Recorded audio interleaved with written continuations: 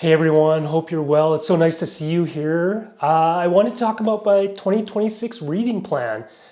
And I've seen a bunch of booktubers put out their 2026 plans, and some of them have been pretty well thought out, and I've never done anything like that before. But there's a catch to that. It's actually not my plan. It's what I thought I would do for fun and see how it worked was to check with Copilot and have Copilot generate a plan for me. Copilot, as you might know, is an AI like ChatGPT or Gemini or what else? A Grok?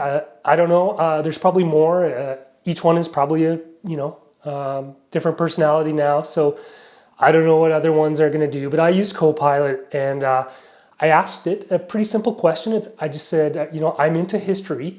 Can you put together a plan for me for 2026 for history reading? And I was kind of curious what it would come up with, whether I would have already had some of those books, whether maybe I didn't. And so what it did, it gave me a little overview of how it came up with the plan. It said that it wanted, or it did, include a mix across the categories that it created of classic works, sort of foundational texts, foundational history, modern interpretations of historical events, global perspective. So it specifically said it wasn't just going to come from a Western perspective. And it also wanted to build in thematic diversity. So looking at politics, culture, economics, and biography. So those were kind of the parameters that it set to come up with the categories of, and then the specific books that it was going to recommend that I read in 2026. And just so you know, it recommended 18 books for 2026. So I think it's taking a dim view of my capacity as a reader to get through more than 18 books, or maybe it expects me to fill this in using my own abilities, my own brain. We'll see. And so it had 5 categories, and in each category it provided 3 recommendations. So let's just start at the beginning. And it started at 1, foundations and big picture. So these are history books that are supposed to give you sort of a big picture of the world or whatever. And the first book that it recommended was Guns, Germs, and Steel by Jared Diamond. Explores how geography and environment shape civilizations. And that's a book that I've already read. I own that one. I was going to bring it here and show it to you, but I couldn't find it on my shelf. I also have read Collapse and own that one. Good book. So I thought, well, it's starting well with a book that I've already read, so maybe it's not so bad. So Guns, Germs, and Steel by Jared Diamond, which I'm sure you all know. The second book that it recommended as a foundational big picture book was A History of the World in 100 Objects by Neil McGregor. A Unique Material Cultural Approach to Global History. I haven't read that book. I have seen it around. It is something that kind of interests me because the history of objects, the history of technology, all that stuff plays so much into history generally. And I do like that kind of stuff. So I thought that was an interesting pick. And the third one that it picked for me for this category was The Silk Roads, A New History of the World by Peter Frankopan. I've seen this one around a ton. And it is something that I have my eye on and wanting to read. So overall, I thought the 3 books that it picked for the foundation were okay. I'm not sure if The Silk Road is a foundational big picture book, but the other 2 kind of did look like they fit into that. I think maybe that's where the sort of desire to go with modern interpretations or global perspectives, add something different in, might have came in. The next section was Ancient and Classical, and it recommended 3 books here as well. The first is SPQR by A History of Ancient Rome by Mary Baird. We all know that book. Good book. I enjoyed SPQR. I was happy that it was recommended. So it's on the right track, I think. The second book that it recommended was The Histories by Herodotus. The original storyteller of the ancient world. I have not read Herodotus. Again, it's trying to work in some classics, so I'm not just getting modern interpretations. And the third book that it recommended was Persian Fire by Tom Holland, The Clash Between Greece and Persia. This one here, this is on my to be read. I'll probably be reading it pretty soon.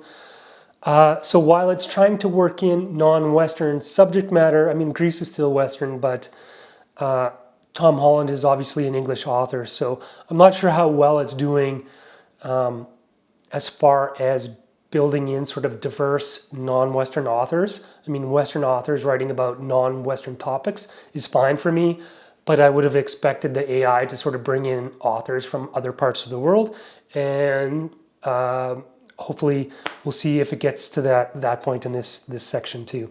So the next section it offered, medieval and early modern. And the first book is The Plantagenets, The Warrior Kings and Queens Who Made England by Dan Jones. I have not read that. I've never read a Dan Jones book, actually, and I know he's super famous, and I've watched the Castle series on Netflix, and that's pretty awesome. If you're into medieval history, there's a couple of seasons at least on the great castles of the United Kingdom, which he hosts, which is good. And I do need to read Dan Jones sometime, and I will for sure. Maybe I'll look at that this year. Maybe The Plantagenets, as Copilot recommends. The next book that it recommended is The Reformation, A History by Diarmaid MacCulloch, a comprehensive and insightful look at Europe's religious upheaval. I have not read that. It does look interesting. The Reformation is a very interesting period. The conflict between the Catholic and the Protestant, the growing Protestant movement, reshaped Western, Northern Europe.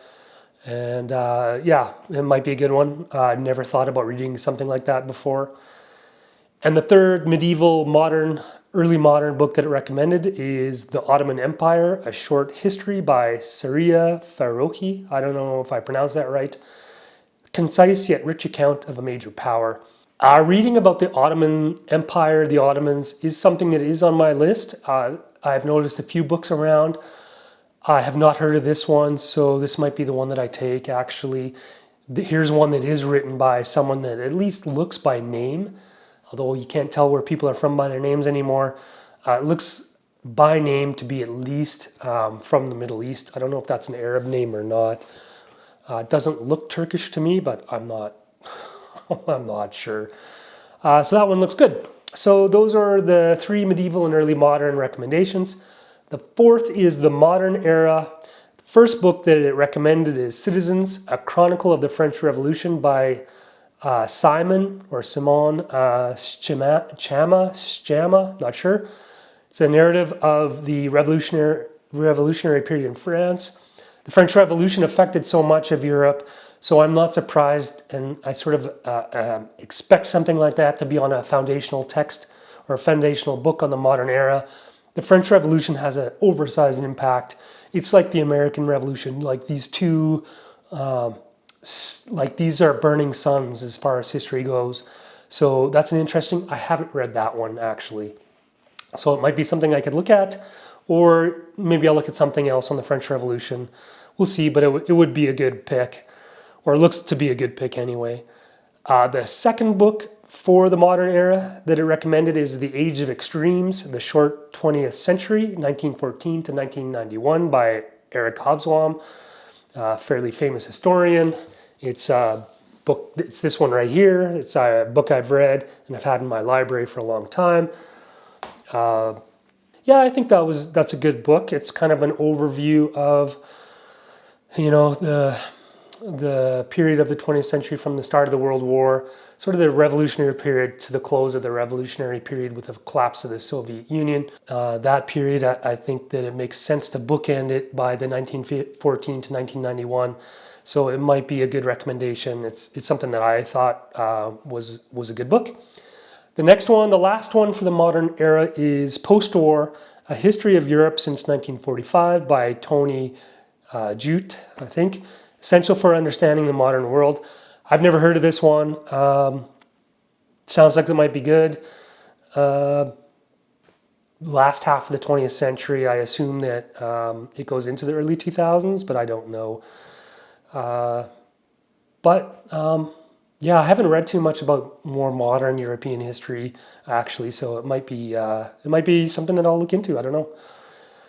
The fifth category was global and non-Western, and it is starting with India, A History by John Key, a panoramic view of Indian civilization.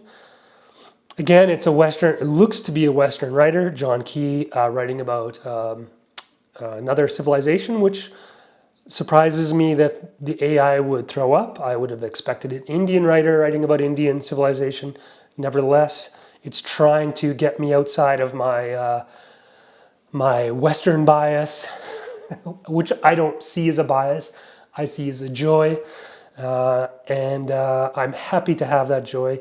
Still, I want to know more about the rest of the world, but if I'm looking for global and non-Western topics, I do kind of want to see and have the chance to experience non-Western writers and how they view those civilizations and those histories and those experiences, because I think it would be different.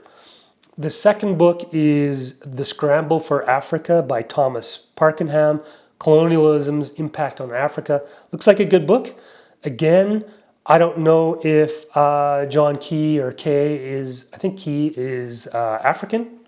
Could be South African, could be from a number of countries, Botswana, wherever, and I don't know. I've never heard of the book. Looks good. I don't know a lot about Africa. I've seen a few good African histories recently, and so it is a place that I want to chase down. I just don't have that much. Like, there's so much to read. Oh my God, there's so much to read. It's hard to even know where to start sometimes, and so this is kind of a cool approach to doing that. And the last book in the global, and this is the last book that I'll bring up in this list, is China, A History by John Key again. So a deep dive into one of the world's oldest continuous cultures. So Copilot is going back to John Key. Copilot must love John Key.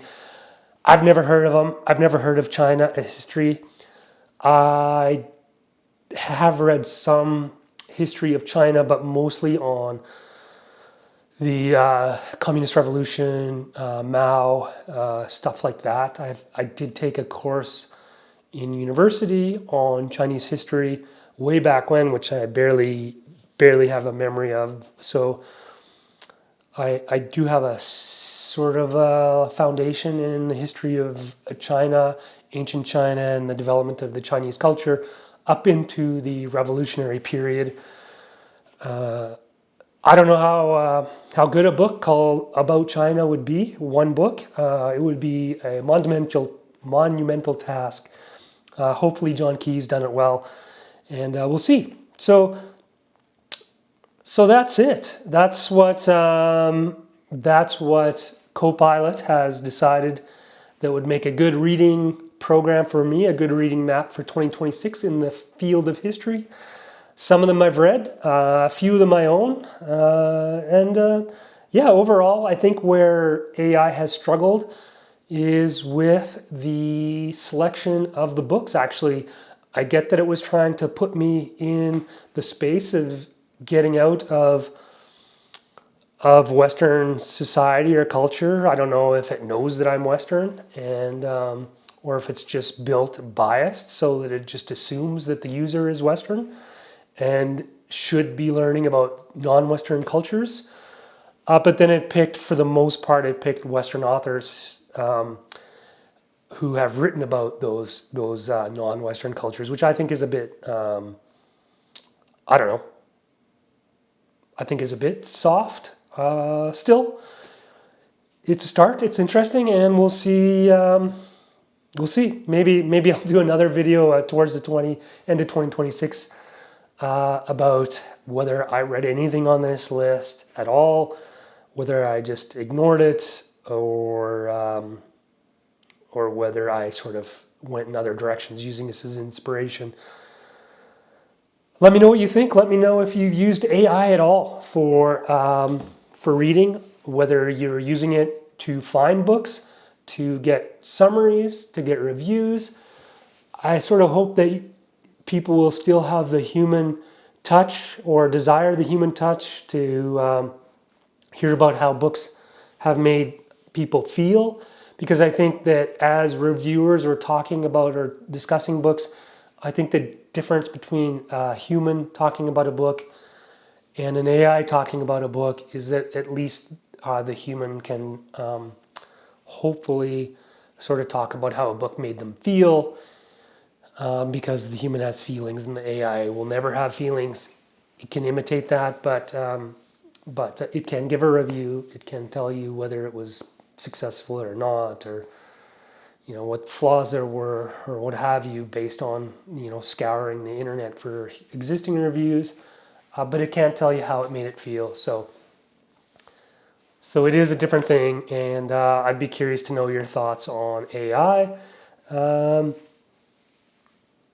Hope you got something out of this one, actually, and hope you have a great day. Thanks again for stopping by. Appreciate it, and we will see you soon. Take care, and we'll see you on the next video.